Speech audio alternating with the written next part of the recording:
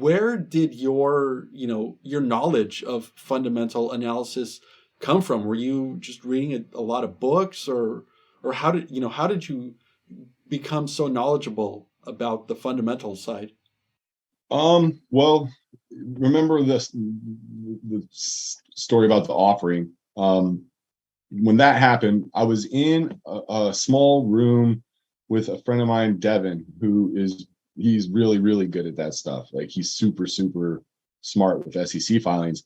And he kind of was snickering at me, kind of like, ha, you didn't know about this. And so when I realized he knew, I started kind of like, bugging him questions here and there. And, he was kind enough to be a dick and never give me the answer to anything.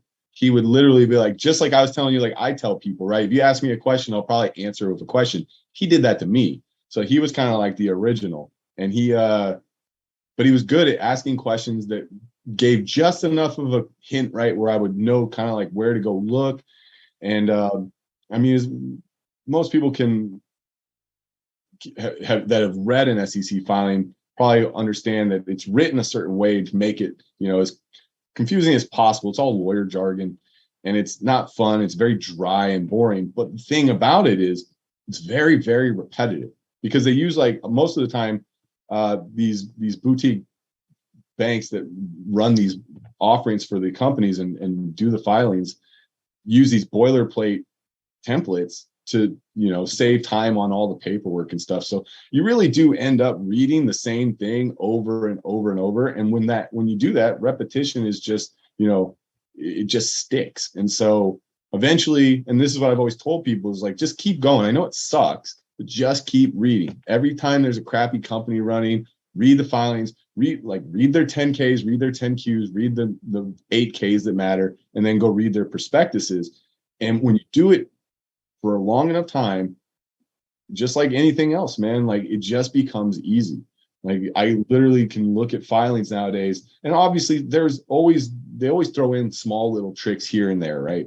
But usually you can spot them because it's the one thing that you're like, oh, that's a little different in this filing than it is in all the other ones. Why, right?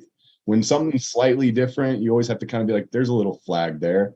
And obviously you go in kind of, and this, I don't know if this is a good or a bad thing, but I think typically when you read the filings, you kind of go in with a bias because why else are you reading the filings, right? You probably think it's a piece of junk and it's running. So you want to identify where the potholes are.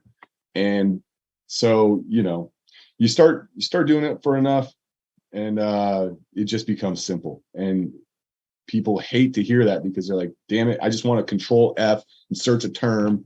But I'm telling you, like, I used to get people that would find like an S3, which is just the registration statement, and they would type control, or they'd hit control F and type at the market, and they would be like, look, they have an ATM, they have an ATM. And I'm like, dude, they literally almost every registration filing leaves that as an open door, right? In case they want to run an ATM off that shelf.